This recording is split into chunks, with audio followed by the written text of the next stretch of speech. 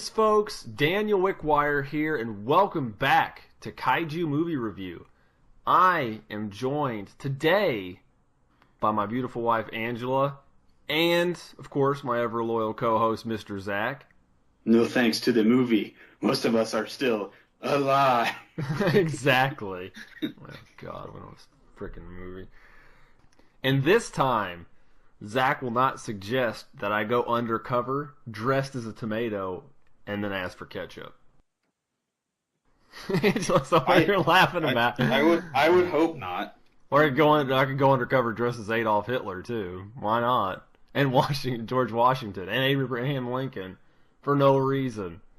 None at all. Huh? And whoever else you want to be. Exactly. I could be a pretty princess. I'd be the most beautiful girl at the ball. Am I a pretty girl? And you're not beautiful either. So Zach, what kaiju news, quote unquote kaiju news? Yeah, we're going kaiju in the loosest terms today because our movie's about produce. Which isn't even Toku. Well, it's whatever. We're not going to get into that. Just no. Go. We won't dump on Angela too much. Hey, they don't all have to be good. I know. I did. No, you were right. You were 100% right. And Go ahead. We've all suggested a stinker. Well, I did review the Amazing Petrified World at one point, so that was a long time ago. So Dan wins. Anyway, as far as my Toku news is concerned, I want to talk today about news that just a few days ago, and I shared this with you on Twitter, Dan. We got news that Bandai Namco is actually going to be releasing an English subtitled version of the upcoming PS4 fighter Kamen Rider Climax Fighters. That is a tongue twister. Oh boy. Bring them to Climax! Yep, exactly. This will mark the first, you realize this will be the first English language game released since 2009's Dragon Rider when 4Kids did their failed adaptation of that. Are you surprised that 4Kids failed at an adaptation of something? No. I'm also not surprised that this is only the second ever, I believe that's right, the second ever Kamen Rider game to get an English language translation. That doesn't surprise me. I mean, Kamen Rider's cool, though. The series is not popular in the West. It should be. Cool. It's a fighting game, 1-on-1 or 2-on-2. I'm not sure who is who's developing it. I haven't looked too much into it. It just really piqued my interest when I saw this. The roster, we got a partial roster. This is not the full roster, which is nuts. So we know 100% because it's not a huge news story. So I also want to just mention who's all in the game so far. So the big one is Kamen Rider Build, which is a series that debuted less than a month ago in Japan. Is that the newest one? I'd lost track. That is the newest one, yes. What was the one before that? EX-Aid? X-Aid, I think. X-Aid, yeah. That's what it is. Yeah. So Build, literally has been airing in Japan less than a month, is going to be in this game when it comes out, which is crazy. I'll have to look that one up. I'm not familiar with that one, so. So I like the Build costume, actually. It's really cool. So the roster so far is Kamen Rider Build, X-Aid, Ghost, Drive, Gaim, Wizard, Forze, Oz, W, Decade, Kiva, Deno, Ryuki, Blade, Phase, Hibiki, Agito, Kabuto, and Kuga. Well, I'm glad you said O's, because I was like, they better have O's in there, because that's the only Kamen Rider series I've actually seen. I know, right? I was doing the whole gesture, like his henshin gesture, and my wife just looked at me and then I know. You're an idiot. I love Wizard. I love Wizard. It's honestly the only one I've actually watched any significant amount of. But doesn't it have crappy I love rap the costume. in it? I love the costume designs, and I know Forze because when I was watching Gokaiger, Forze yeah, exactly. Gokaiger was airing alongside Forze, so he used to be in all the bumpers. Forze's the one with all the food, right? I don't even remember. He's the one that has the head that looks kind of like a rocket. No, I'm thinking of Gaim. He's the guy with all the sliced produce. Yeah, I think you're right. It's. I'm sorry. Like I said, dude, I haven't kept up. I don't keep up with Kamen Rider all that much. I like the stuff I've seen. I love a lot of the costume designs. I think they look really cool. I keep up more with Super Sentai, as you know, and I haven't even been keeping up really with the Japanese Super Sentai since Tokyuger. So, I mean, I'm kind of behind a little bit. That's all right. It's good for you. Keeps you honest. Well, we'll be talking a little bit more about Super Sentai pretty quick in the future. I know. Wink, wink. You are chuffed to bits about that, aren't you? Oh, I'm so excited. I'm super happy. Like I got to pick a movie that has like two of my favorite teams in it. Are you kidding? Well, we will definitely. And little spoiler here. Vic's going to be in on that one. Oh, really? Oh, yeah, that'll be fun. Vic wanted to be in an episode, so I said, we'll do found one out Vic cares about. He found out we were doing a Super Sentai movie, and he just had to be on the board, huh? Yeah, I told him. I was like, yep. I honestly think a fighting game with like various Heisei riders could be like incredibly fun, though. But yeah, they got some Showa riders in there too, though, right? Yeah, sounds of it. So I forget how the Kamen Rider, or I forget how the timeline exactly breaks down. I know Ryuki would have been the last one that was attempted to be localized in the States was which came over here as Dragon Rider. And that was in like 2009. Well, yeah, but that was garbage, I'm sure. I'm sure the series itself was probably pretty decent, but the Funimation, wow. 4Kids adaptation was likely, like you said, garbage. I don't see the old, like, ones from when Kamen Rider was first being brought over to the States, when Power Rangers was, like, ruling the world, and they tried to bring over Kamen Rider as Masked Rider, and I forget which series that was adapted from. I want to say Black RX. Okay, there you go. No, I remember that. I literally just pulled it up on my phone. I was like, I can't remember. I'm gonna sound stupid if I say black and don't know, and I was right. So. Well, good. Hold on a second. What were you holding in this entire time? Cheap Commandos. Oh. Cheap Commandos. O's. Love it. Firebird, go think of a better commando name. You stay here. Reinforcements. Did somebody say my name? That's good stuff. That is good stuff. That's how we get started on this crap. My news for this week, I was originally going to talk about the awesome Godzilla humidifier that was just announced recently, but I'm not going to talk about that, but I will provide a link, so please, in your own time, it'll be in the description below, go take a look, and I would love to buy that, but I don't think I can justify the price despite how awesome it is. And it's not expensive, but I just don't have a bunch of cash to be frivolously throwing away on stuff. Well, you know, what with this and other crap going on. Anyway, today actually, or this year, is the 50th anniversary of Minya, so that's a thing. And the official Godzilla store, exactly, is selling 2 shirts by Cospa, which they do a lot of themed shirts in Japan. They are 2 that are available. One of them has Minya, and it says, I'll put pictures up here. It says Smile, and it says 50th anniversary, 67 to 2017. And one of them is a surprised Minya, MGS style. Almost, not really.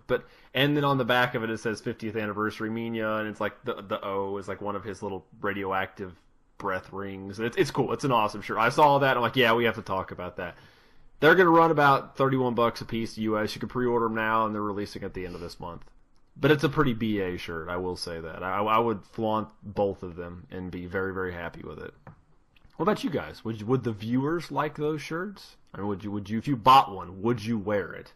With that goofy doughboy derpy face on there. I'd wear it. Because it should say, Godzilla said, I should learn to fight my own battles, you know. But that's from the English dub, and they wouldn't do that in the Japanese. Yeah.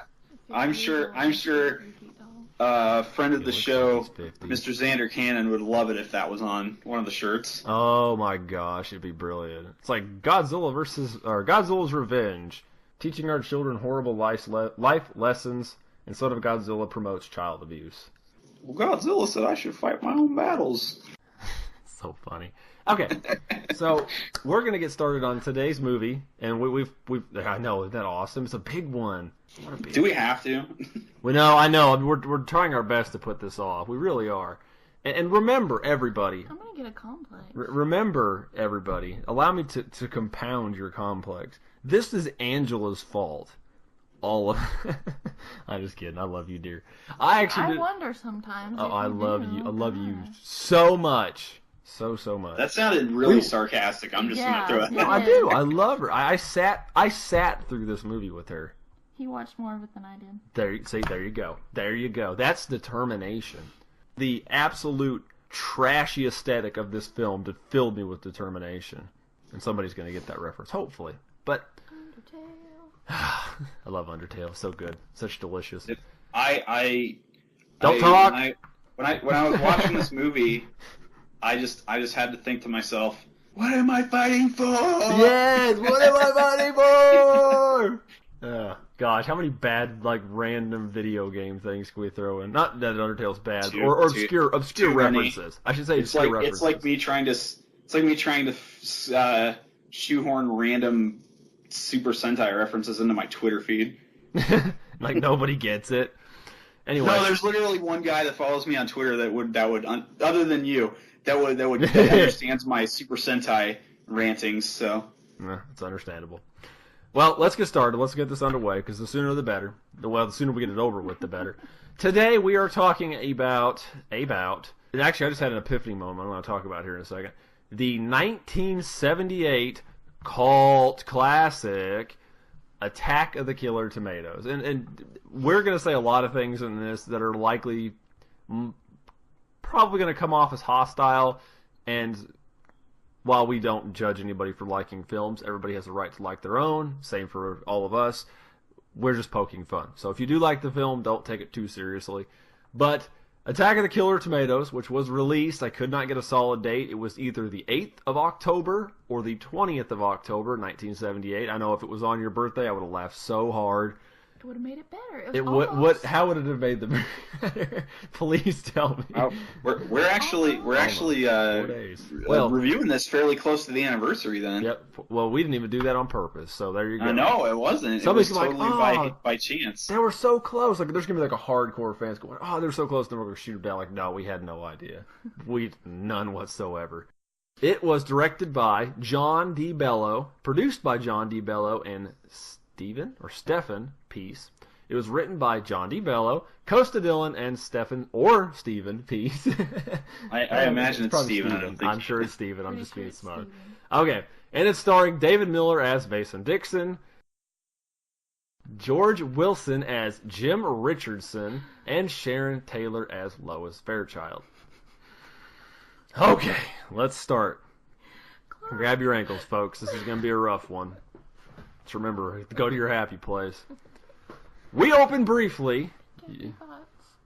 Exactly. We open with a brief yet lighthearted nod to Alfred Hitchcock's Birds, a film which is so much better than this movie. It cannot even be quantified. Dan, it's The Birds? The Birds. Well, I know. It's, okay. No respect. Birds. No respect. For even a though classic. I'm just talking. Then, because we're going to just change tone dramatically here, after the Birds nod, a woman is killed in her kitchen by a tomato. That comes out of the garbage disposal. We are shown several other people being assaulted by an angry fruit. One of them, actually, which is I actually found quite entertaining, was 2 older folks sitting on a couch. And the tomato, it's all done off camera. You can't see it, but you can hear it all about it eating Jimmy. Like, it's like eating their grandson or son. Or it's just so, that I thought was funny. It was, the way it was written and played, I thought that was one of the better parts of the film. I've never seen it move that fast. Exactly. Let's see. Yeah, we see some other people die. We see a Jaws reference in there as well, because this was released a year after Jaws. I'm sure it was made a year after Jaws. I'm sure it didn't had a pretty quick turnover. The government forms a team of relatively unknown folks to combat the tomatoes. That way, they can keep it out of the public's eye because less recognition, something, press, media, something. Jim Richardson, the president's press secretary, informs the American citizens that the tomatoes are not a real threat and that there are more important things for them to worry about. Like tax cuts. Exactly. And the oil embargo, which was happening at that time. Yeah, it was. It's real life events. Yeah, they were topical with certain aspects of the film. This leads to the introduction of Mason Dixon, leader of the Anti-Tomato Task Force, along with Sam Smith, Greg Coburn, Greta Ottenbaum, and Wilbur Finletter. I'm glad you said that title with a straight face. I was half expecting something. I was like, Anti-Tomato Task Force. I'm like, Zach, we'll say something about this. ATF. Exactly. Yeah. So stupid. They're going to assemble a team of 5 government officials with attitude. Exactly. What? We could make many references. We could make A-Team. We could make Teenage Mutant Ninja Turtles. We could possibly make an Avengers reference. I chose to go with Power Rangers. Teenagers with attitude. I said government officials with attitude. Teenagers with attitude. It's morphin' time. I believe in the actual show you said 5 adolescent somethings, and then Alpha was like, "Oh no, Zordon, not teenagers. Let's can this fruit." Yeah, that would have been the line. There would have been Power Rangers involved. Yes. Somebody else is. I really hope somebody gets that outside of us. Such good times. There's also a subplot involving a report. You misspelled involving. It's enveloping. It's enveloping. All right, dude. It's a quick script. Enveloping. And just read it. God. Involving a reporter named Lois Fairchild. She was given her first assignment to explore what exactly is happening with the tomatoes and Mason Dixon. I capitalized the tomatoes. All right, it's a proper whatever noun. It actually is a proper noun in this case. Exactly. See, it was unintentional, but I'm being polite. Oh, there is also a ski mask wearing assassin. Yes, there is a ski mask. That's relevant. I mean, the entire movie isn't relevant, but it's relevant to the plot. And if you want to... We don't talk enough about the task force members.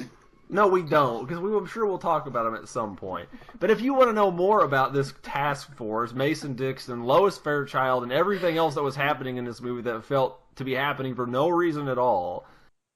Mason Dixon should have had a southern accent, I'm just going to say. He should have had a southern accent.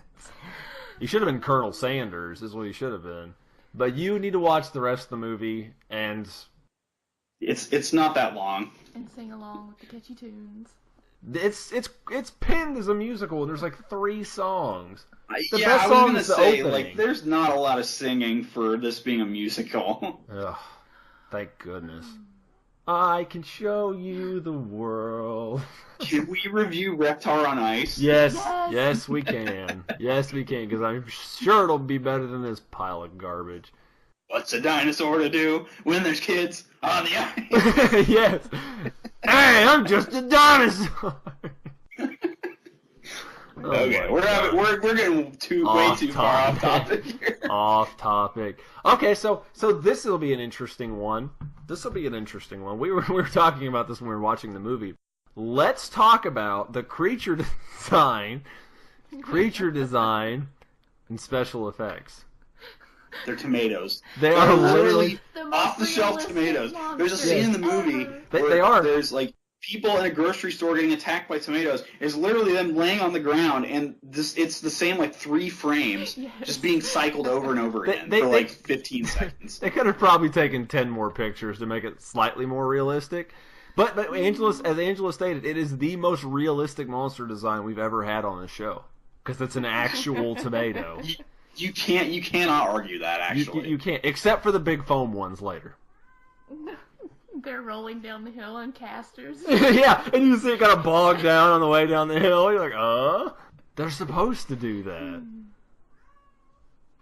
The cat thinks so, too. So, now that we've gone over the creature design, because it's a tomato, it's literally a tomato. And the actual... Have you seen a tomato before? You've seen the monsters in this movie. Yeah, go to the store or Google tomato. Look at the thumbnail. They're like steak tomatoes, I believe. But I thought they were cherry tomatoes. No, are they? Cherry tomatoes are small. That's later. Remember when the tomato starts getting bigger? Like, sir, that's a cherry tomato, and then like the regular beef, they're like huge. Yeah. You're right. I don't know. I don't know why that line stuck with me. Out of everything that happens in this movie. Anyway, God. So there is actually some special effects in this film, like the foam tomatoes, and The little stop motion movie. yes, the stop motion we mentioned. Hold on. There's got to be something else. The gun that he. The gun? Yes, that's. Oh, well, yeah, it blanks.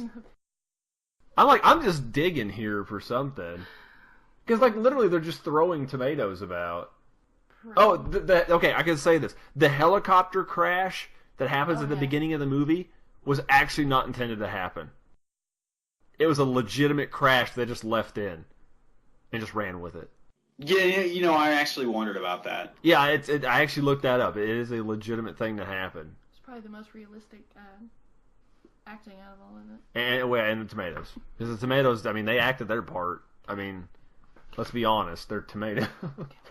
Actually, speaking of acting, I did like the dude who played the press secretary. Because he was he was good enough to come off as, like, stereotypical villain cheese, as opposed to just being bad. But anyway, what about we're just breezing through this one. What about pricing and availability, Zach? What kind of luck have you had with that? I'm not gonna lie, for availability, in my check of eBay, there's not a lot out there. Like I literally could not find very much. I found a handful of copies of the movie on DVD, and they sell for around $30. Yeah, that is all I was able to find. No VHS, no Laserdisc, no Blu-ray, nothing. Just DVD. I will say I found more. I found most of the newer DVDs are about $30. There are some bigger collector's editions. I've got one for about $83. I've got one for $121, $182, $166. I've got $300. I've got some old VHSs. One's $2.49. Another one's $12.50. And probably your cheapest DVD I see on here is the German version, which is Angriff der Killer Tomaten. So, I haven't spoke German in a long time. It's been a while since I took it in high school. But that is a whopping $17.19. So, it's not cheap. But I watched mine via a streaming service. Watched it, what, Hulu? Amazon. Watched it on Amazon. So, I told you I wasn't paying for this, and damn it, I didn't pay for it. Well, technically I did because I subscribed to Amazon, but it was an indirect fee. So, interesting note as far as home video availability goes, because I just did a quick Google search, and oddly enough, the second movie, Return of the Killer Tomatoes, is on Blu-ray, but none of the other three are. Okay, and that brings up a point I wanted to bring up. Why are there 3 sequels to this movie? Why? Well, the second sequel was one of George Clooney's first acting roles. It doesn't make it That good. movie actually has relevance. Dude, he had a Batman credit card. I'm not saying that it was that it makes the movie good. I'm just saying at least it has some sort of cultural relevance. I'll give you that. That's awesome. I really don't want to watch any more of these. So, please. No. Maybe please. someday if Angela and enough of our viewers request it, so no. Everybody vote for it. If you guys want to see us review another one of the Killer Tomato movies, let us know in the YouTube comments. Do it. Anyway, moving on. Hey, you gotta give the people what they want, even if it means that we suffer for it. That's probably what they will. They're like, go for it, make them suffer, screw them. All right, Zach, wife, myself, Zach, do you recommend this film? Why? And favorite and least favorite scene. Okay, so I'm gonna say no. The Antomato Force. That's it. Sorry, Zach. It's not Anti-Tomato Task Force. It's Antomato. I'm gonna say I don't recommend it. Dan's cat agrees with me. Totally. What I'll say about this movie, my reason for not recommending it. So, the movie, it's not as terrible as we make it sound, for one. I will say that. The movie is tolerable. It's my second point, is the reason why I don't recommend it. I think the movie tries way too hard to copy the Mel Brooks formula. Yeah. And whereas the Mel Brooks thing, they'll do stuff and they'll hit gold more often than not. This film, I felt, tried too hard to borrow that formula, and they were having trouble like finding something that it almost felt like they were having trouble finding their comedic element when they were writing it, and so they just stuck in as much just goofy stuff as they could. Because, like, especially if you pay attention, like, early in the film, there's a lot of just random stuff going on in the background. I think it's one of those. I think it's one of those throw mud against the wall until something sticks kind of situations. Yeah, exactly. Like the scene at the beginning of the movie where all the guys squirm into like the really tiny room. The Japanese guy having the like dubbed over voice. Oh, that was awesome. That was the. And then like when they're leaving that building and there's just all this crazy stuff going on in the background. The first thing that popped into my head, like this feels like a bad Mel Brooks movie. Wow, you're giving a lot of credit by even saying Mel Brooks in the same sentence. I couldn't even get that out of my head for the rest of the movie. Like that like ruined my experience. I was like, it's like there were so many better movies I could be watching than this. I could be watching like Blazing Saddles or Spaceballs or any of those. Hey. I mean, that's just my opinion. It worked in Blazing Saddles. Exactly. and okay, so I don't really have a favorite or least favorite scene. The movie. Per se. So in lieu of that, I'm going to do something a little different. Oh, God. So I want to talk about my actual introduction to Attack of the Killer Tomatoes, which was through the cartoon. Oh, yeah. That played in the early 90s. And now, Dan, I don't know if you remember this, but we didn't watch the show often. Mm-mm. It was one of those things, like, if it was on, we'd watch it, because like, I was like 6 and you were like 4 or 5.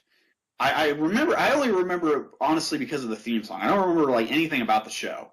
Because so it was on TV. It was one of the first shows on Fox Kids. It actually was on the same time as Peter Pan and the Pirates, which is a vastly, vastly better show than this, or than that, excuse me.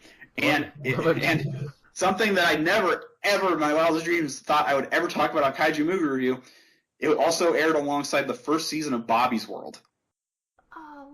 Oh gosh, Bobby's World. Yeah, those were like 3 of the like headliners for Fox Kids the year they launched it.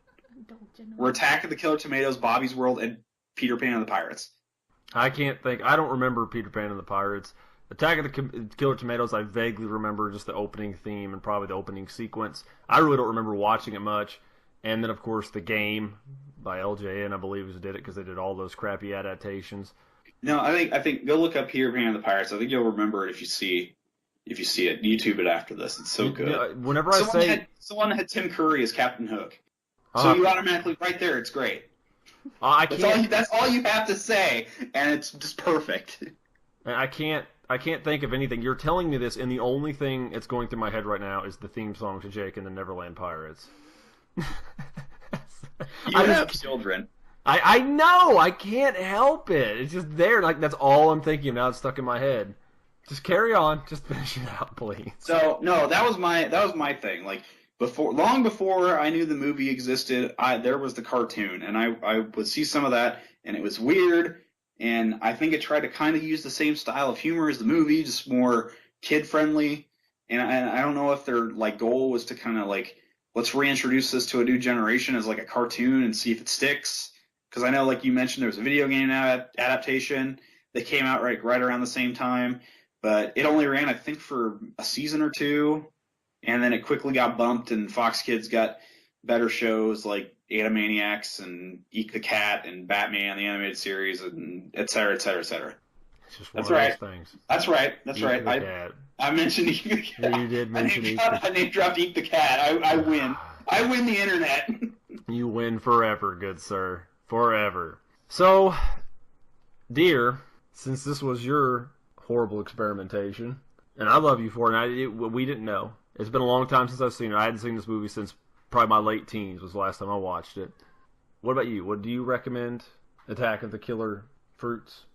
Yes, I would recommend it, but only watch it one time. Yes. Watch it and then be done. It's a lot different than I remember as a kid. Won't say how many years ago that is. There's a few. Just a few. At least a few. Yeah, more than one. It was more than one. I kind of dated myself. I guess I said what my age was when the cartoon came out, so That's a I already done dated myself. You'll be all right. Do you have a favorite and least favorite scene? No.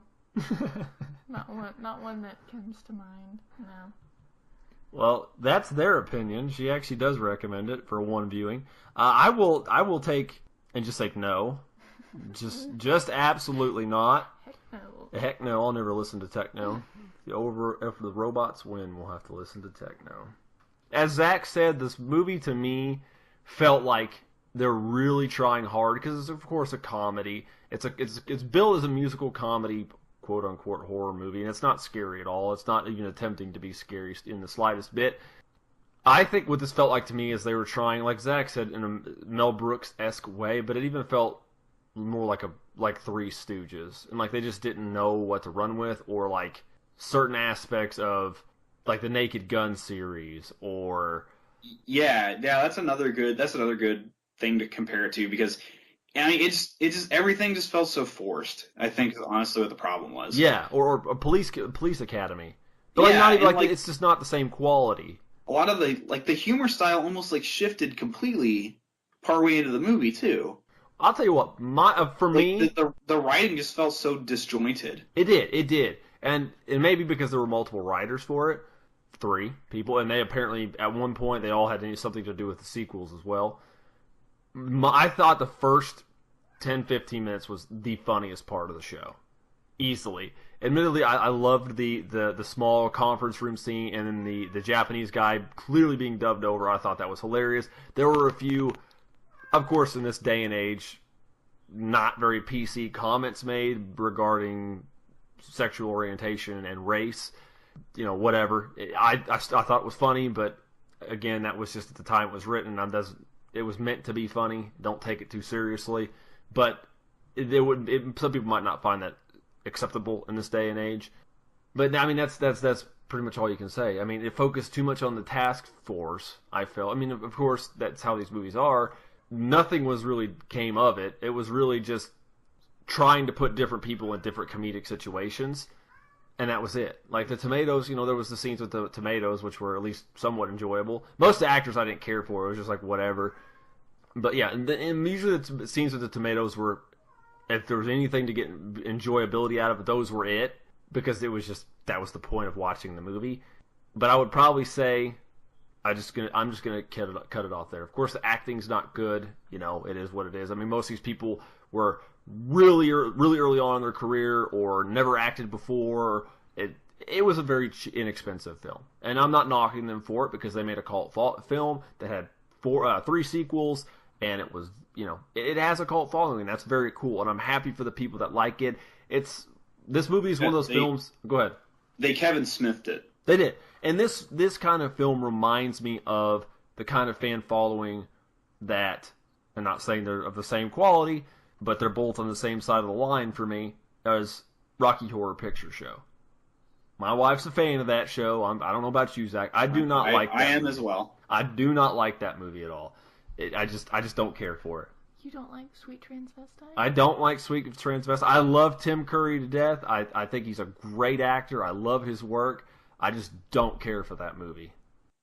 I think that would be a better movie to watch if you want to watch a comedy musical horror. Yeah. Oh, definitely. I would recommend that over this. But it's just not a movie I like. But that's the kind of film. It's a lot of people on the outside will watch this movie, look at that movie and say, "Oh, that's garbage. That's trash. It's low budget. Why would you want to watch something like that?" And that's this kind of film. I mean, it's why it's called a cult classic. It's popular to just the right amount of people, and it's got its own little quirks that most people wouldn't watch it, but just there's that certain group that's really hardcore about it and loves the film. So maybe the later ones are better, I don't know. And if you have seen them, please voice your opinion. We would like to hear it.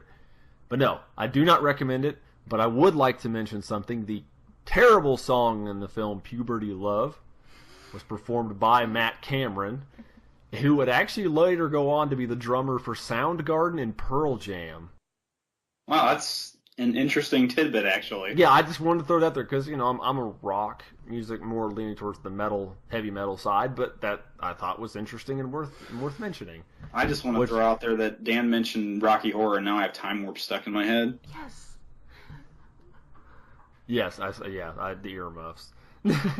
But no, I don't recommend the movie. My favorite scene is going to be the conference scene at the beginning where they're all in the little room there with all the racially charged stuff, because not that made it funny for me, but it was just the way it was written and delivery was just really good. And even some of the slapstick stuff in the background was good around that time. Least favorite scene was when Miss Fairchild was trying to seduce the Wilbur Finletter dude. I know, obviously, acting wasn't none of these people's strong suit, but it just, and maybe it was intended to feel awkward, but it just felt awkward beyond awkward, and I'm just like, ugh, just get it over with, please. So that would easily be my least favorite scene in the film. But now that we've established that, we have one recommendation and two people who do not recommend it. Mr. Zach, why don't you start seeing us out the door for this episode so we can close the book on this movie? As always, you can find me on the internet over on Twitter at CultureZach. It's culture with a K and with nice little past tense on the end there, where I talk about all kinds of different stuff, nerdy stuff, video game stuff, just cool stuff. Feel free to shoot me a follow. Let me know what you think about the podcast. Let me know if you whatever. Just tell me. Give me your thoughts, feedback, stuff, movies you'd like to see us cover. I'm open to all of it. I'm down. Whisper sweet nothings into his Twitter feed. Yeah, exactly. Yeah, exactly. More like type sweet nothings. Yeah, type exactly. Sweet nothings into my. I will wait with anticipation. Yeah, I see what you did there. Stop it. Stop. I know what you did there. You can also find my writing over at cultureshock.com in the Culturecade, where I talk about video games and video game related shenanigans. Who knows? Maybe this episode will inspire me to do a write-up on the Killer Tomatoes video game, because I have never seen it, never played it. I know it's on the NES. It's probably an LJN game. If it's an LJN game, maybe I will give a call to my. Maybe I'll shoot a call to my good friend, the LJN Defender. There you go, see dude. What he thinks. Hey, get his opinion. Yeah. Shout out to Matt. I don't know if he listens to this, but he's a cool guy. Get him to listen. Yep. And like always, you can find me here bi-weekly with Mr. Zach and occasionally my beautiful wife Angela here doing Kaiju Movie Review. In between those 2 weeks, I do a short-form informational video series called Monster Bites. Last week, I did part 2 of our multi-part series covering all the different Godzilla video games. So if you haven't seen that, please go check that out. Of course, I'll put all the important links in the description below. Zach's Twitter, Angela's mine, the KMR Twitter account, Facebook page, the news we talked about earlier today. All that will be there so you can go back and read it. And like always, we do appreciate you guys tuning in. I'm signing off for my wife, Angela, here. And Zach, why don't you go ahead and tell everybody what we'll be seeing in the next 2 weeks. Absolutely. I would also like to point out that you've probably already covered arguably the best Godzilla game in your series, so the rendering the rest of it moot. Exactly, it's true. We just don't need the videos. There are still some good ones. I'm just saying, you already talked about what is arguably. We're just not going to do it anymore, dude. We're just done. Dan's done. He's like, nobody wants to hear me talk about the Dreamcast and Xbox and all those games. Of course. PS4. PS1. PS1, yeah, there were some PS1. There's some Goji games on PS1. There's a Godzilla card battle game on the PS1. There's so many, just because you got like stuff on handhelds and all that too. Yeah, I got some GBA titles and stuff. GameCube. Yeah. There's other stuff out there. As Dan mentioned, and I'm here to tell you what we'll be listening to in 2 weeks. When we come back to you on Kaiju Movie Review, we'll be talking about Angry Red Planets. I've not seen that movie. I've not seen it either. I actually hadn't seen this movie before. I don't think I ever mentioned that before. You probably won't again. Angry Red Planet will be a first for us, apparently. And don't suggest we do the other ones, dude. Don't do it to us. So make sure you come back next week for Dan's next entry in Monster Bites, and join us, as always, in 2 weeks for the next episode of Kaiju Movie Review. For Dan and Angela, I am Zach. Thank you all so much for joining us, and I hope you all have a wonderful week.